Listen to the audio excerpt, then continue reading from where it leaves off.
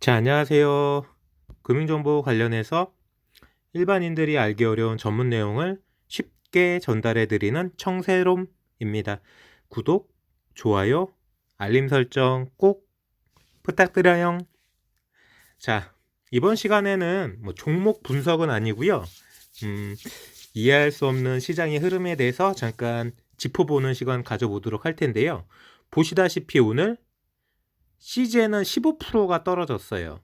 아시다시피 진단키트 주고요. 자, 그에 비해서 다른 제약주는 CJ만큼은 떨어지지 않았죠. 지금 여러 가지 K바이오가 상승하지 못하고 삐그덕 거리고 있는데요. 박셀바이오는 오늘 3% 상승했고, 신풍은 보합, 현대바이오는 오늘 20% 상승했죠. 현대바이오도 코로나 치료제 관련 경구용 치료제를 개발한다고 이슈가 붙어있는 종목인데요. 자, 제 관점은 이겁니다. 자, CJ는 15%가 떨어졌는데 코로나 치료제를 만드는 현대바이오 같은 경우에는 20%가 상승했고요. 물론 다른 이슈도 있습니다. 현대바이오는 췌장암 관련해서 치료제 개발도 있고요. 보시다시피 대웅제약이나 엔지캠 생명과학 여러 가지 회사가 코로나19 치료제나 코로나 백신 관련 이런 쪽으로 지금 쏠려 있는 기업이 많습니다. 그럼 잠깐 기사 하나 잠깐 보고 갈까요? 자, 조선비즈 기사고요. 먹는 코로나 치료제로 대웅제약이나 엔지캠에서 서로 경쟁하고 있다라는 얘기입니다. 물론 주사제보다야 먹는 약이 편하겠죠. 근데 이게 과연 얼마나 실효성이 있고 실용성이 있을지 한번 생각해 보십시오. 코로나가 걸렸는데 집에서 약 먹고 있을까요? 그건 아니겠죠. 먼저 자, 코로나가 걸리기 전에 일상생활이나 사회활동을 하면서 마스크가 됐든 손 세정이 됐든 방역활동을 통해서 최대한 억제를 하고, 혹시라도 의심스러운 상황이 오면은 진단키트를 통해서 검사를 하겠죠. 그리고 백신을 통해서도 걸리지 않도록 보호를 할 거고요. 그리고 최종으로 걸렸을 때 필요한 게 치료제입니다. 최종으로 걸렸을 때. 자, 코로나 환자가 병원에서 치료를 할 때 먹는 약을 더 많이 먹을까요? 아니면 주사를 더 많이 쓸까요? 제가 생각했을 때는 병원에서 치료를 생각하는 개념으로는 먹는 약, 일반인들이 간편하게 쓰는 거는 먹는 약이겠지만 코로나 환자가 더 많이 사용할 거는 결국은 주사제일 거기 때문에 이런 식으로 경구용 약이 얼마나 시장에서 매출이나 점유율, 실적이 나올지는 물음표라는 거죠. 자, 또한 자 보십시오. 제가 생각했을 때는 가장 돈이 많이 투입되는 실적이 많이 나올 수 있는 거는 진단키트죠. 왜냐고요? 진단키트는 모든 사람들에게 반복적으로 사용해야 돼요. 의심 가는 모든 사람들에게 반복적으로 사용입니다. 한 번만 사용이 아니에요. 자, 백신은 거의 대다수, 최소 우리나라 인구의 70% 이상 맞춰야 된다고 그러잖아요. 그래야지 집단 면역이 일어나고, 최소 70%죠, 백신. 그리고 치료제는 어떻습니까? 우리나라 기준입니다. 우리나라 기준으로 지금 10만 명이 걸렸죠? 자, 0.2%예요. 시장이 비교 대상 자체가 안 됩니다. 진단키트는 모든 사람에게 반복적으로, 백신은 최소 70%, 치료제는 0.2%입니다. 시장 자체가 완전 틀려요.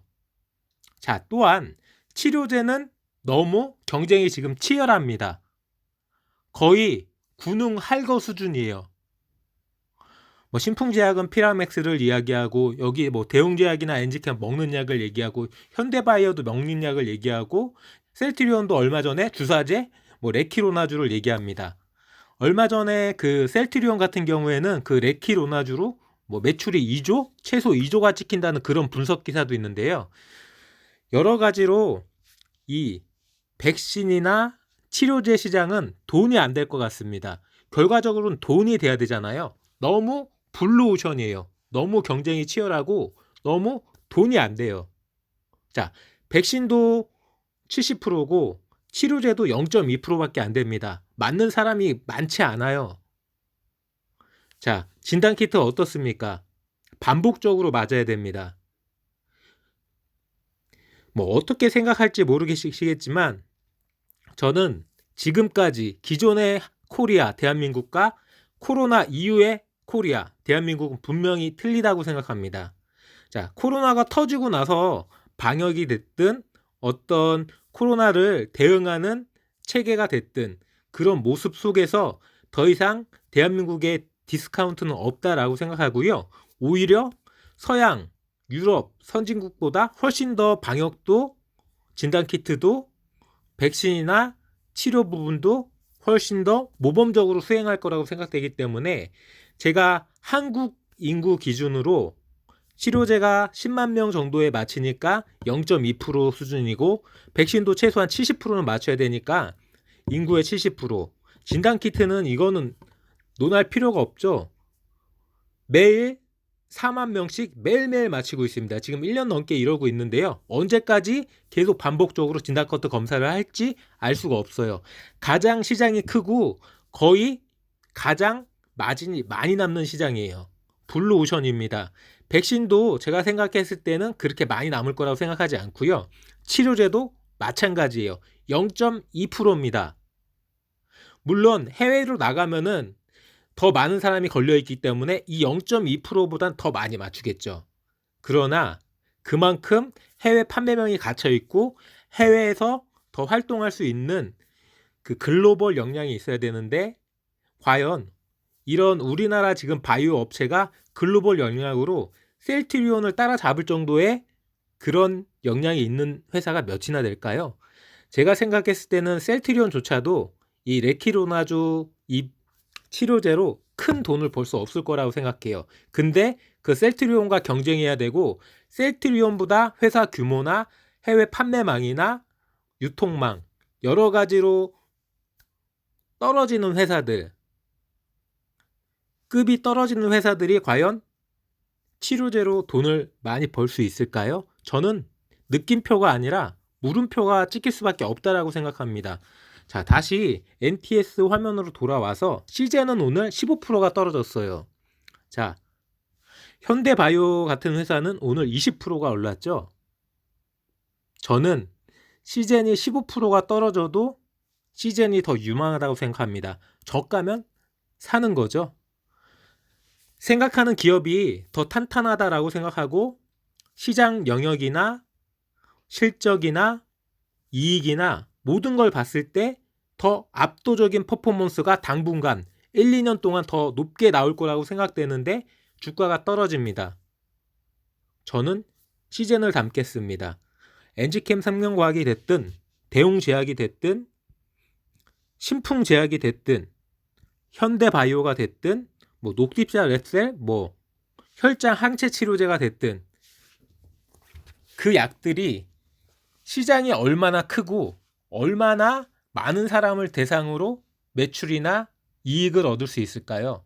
진단키트는 모든 사람들에게 반복적으로 한 번 걸리고 나면 끝나는 게 아니라 이 사람이 불안하면 2번, 3번, 10번, 20번, 100번까지도 사용할 수 있는 게 진단키트입니다. 무한하고 훨씬 더 독점적이고 훨씬 더 이익이 많이 남습니다. 자, 이런 현실에 대해서 지금 코로나 이 시국에 대해서 과연 백신이나 치료제가 돈을 더 잘 벌 수 있을지 진단키트가 더 돈을 잘 벌 수 있을지 자, 작년 실적에서도 말해주고 있지만 내년 이맘때 실적이 어디가 더 많이 찍힐지 한번 두고 봅시다. 저는 시젠에 걸겠습니다. 여기까지 금융정보 관련해서 일반인들이 알기 어려운 전문 내용을 쉽게 전달해드리는 청새롬이었고요. 그냥 가지 마시고요. 지금 바로 검색창에 청새롬